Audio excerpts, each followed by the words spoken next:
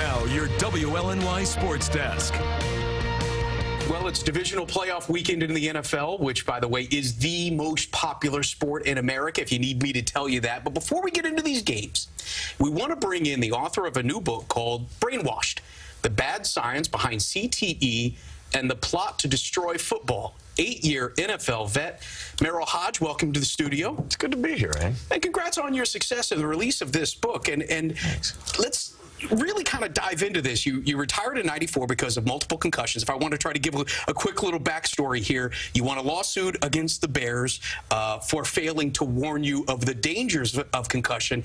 And now you're kind of on the other side here where you're not believing the science that the CTE doctors, professors, and scientists have professed. Is that a thin layer? Is it a thin needle to kind of get between? It's a lot to say, but to really clarify and clean it up, is that what happened to me was what ended my career and what I went after the doctor for was improper care.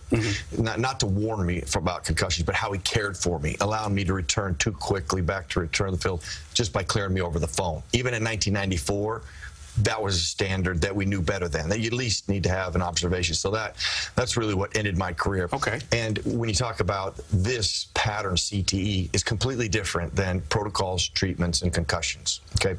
The pattern CTE, which you've seen many times in the headlines, I've read them, really sent me on a mission. I'm more of a concerned parent versus a coach and a player who's played this game a long time. I just want to know the truth. I want to know when I see in the headlines and it says, concussions cause CTE, subconcussions cause CTE.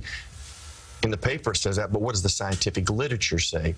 And here's what the scientific literature says. It's not what Merril Hoge is saying, okay? I just did my due diligence and read the scientific literature. All of the literature. There's no word in there that says cause. There's no word in there that says link. Every neuropathologist that has integrity that I would sit down with from here to Canada, across the United States to Canada, would always say the same thing to me. Merril, CTE is a pattern in an observation state, okay? We don't know what causes it, and we don't know what it causes. We have cases in the medical journal where they never played football, never played hockey, never had a history of head trauma, and they have that pattern. I'm like, now wait a minute. They never played football, sports, had a history of head trauma, and you've discovered that pattern? Why don't we see that in the media? Why aren't we sharing that information so that people quit taking their kids out of school out of fear? And that's really why I wrote the book, to put it all in perspective, to really help families and use sports to understand the true facts about the science. Okay, so when you took a look at the science, do you think the research is preliminary or it's just bad science? I think it's both, quite honestly. Let's just use Alzheimer's, for example. They've been studying it for 100 years, 100 years, hundreds of doctors, hundreds of papers, thousands of brains, and they still don't know what causes it. You're going to tell me that the research done on CT would be considered a pinprick to the research that's required and needed when you're looking at brain disease to have anything figured out now? It's just absurd to think that, but unfortunately the narrative has not been driven like that in the media, and the science doesn't back it. When people go, what causes it? Go, well, then show me the scientific literature that says that. Nobody ever asks, show me the scientific literature, prove it to me. They pull out a paper, the local paper, or Sports Illustrated. Well, that's not the scientific documentations. It's journals like JAMA, and the literature that's in there is the stuff that you have to read. So are you trying to challenge the science that has been presented, or are you trying to save football? Well, listen, I'm trying to save sports, and I'm presenting actually the information that does exist. Okay. I want you to read it. I want people to be skeptical. That's why I have the website brainwashedbook.com. We have the scientific literature there. We want you to read it. I want you to be skeptical. You should be skeptical. Do your work. If you inform yourself and you find out the truth, you become empowered. And we make better decisions when we're empowered with the right information versus scared to death making other decisions. And this book will help you with all the scientific literature. Do all of the research. Read all of it. Don't take my word for it. I'm just sharing with you what it really says. All right. So in your estimation then, because clearly the NFL believes that this science is accurate because they put time and money into changing the rules of the game, making safer equipment, the lawsuits that they paid out as well. Has the NFL basically operated with incomplete information? Well, first of all, the settlement that existed, if you look at the settlement, it says the science is unsettled, okay, insufficient science. Okay, just because they settled doesn't mean they agree with the science. And anybody that says that would be incorrect because there's no scientific literature to back that. So I think people need to understand when you settle, that doesn't mean guilt or innocent, it means you settled. And if you read the information on the settlement, it says out of clarity, even in the NHL, the science is insufficient. You know, it doesn't mean that they know the science is true because there's no scientific evidence of that.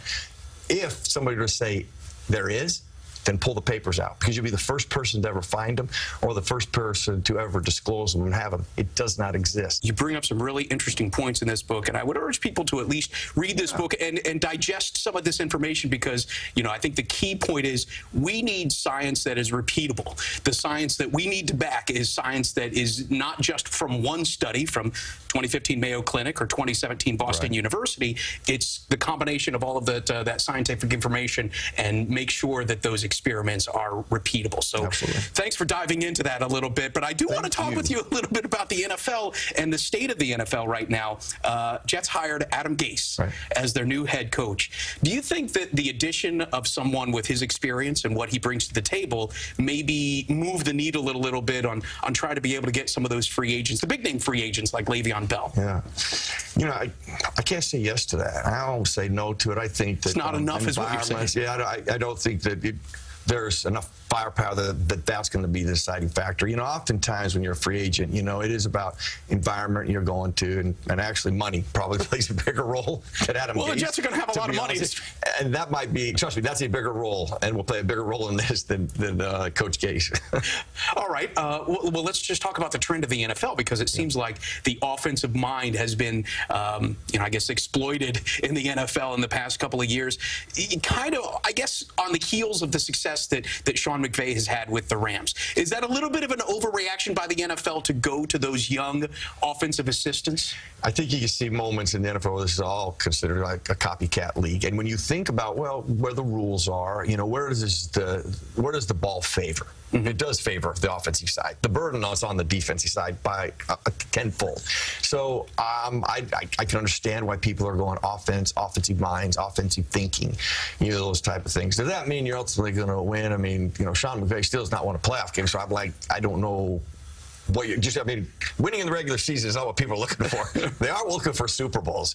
But I don't know if it has so much to do with him other than when you look at the rules and the way the game is really structured and how important offense is. Sometimes coaches, I mean, people feel better with an offensive mind being a head coach versus a defensive mind.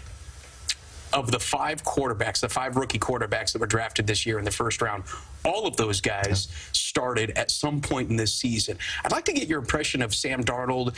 We here in New York feel like his arrow is pointing up and he's got a pretty high ceiling. What's the general feeling about Sam Darnold outside of New York? Well, you know, I studied him coming out of college, and here's my, you know, as I think about my notes, I had a sloppy written down, a sloppy player fundamentally, but could be special. Now, the reason I use the word sloppy, he still is accurate, good decision maker, and he threw the ball with anticipation, you know, and those things are really vital to transition to the NFL.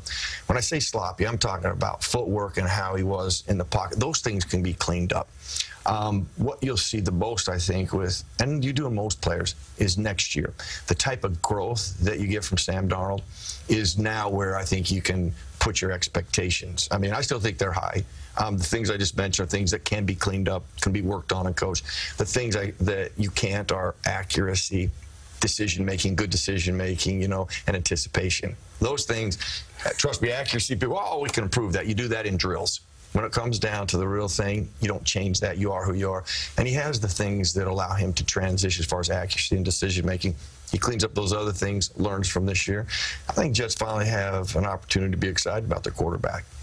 Well, his future is certainly going to be linked to the success of Adam Gase as well, so it's going to be fun to watch that as well. You can get his book. It is called Brainwashed, The Bad Science Behind CTE and the Plot to Destroy Football. Merril Hoge, thanks so much for your time, man. I appreciate it. Thank you. All right.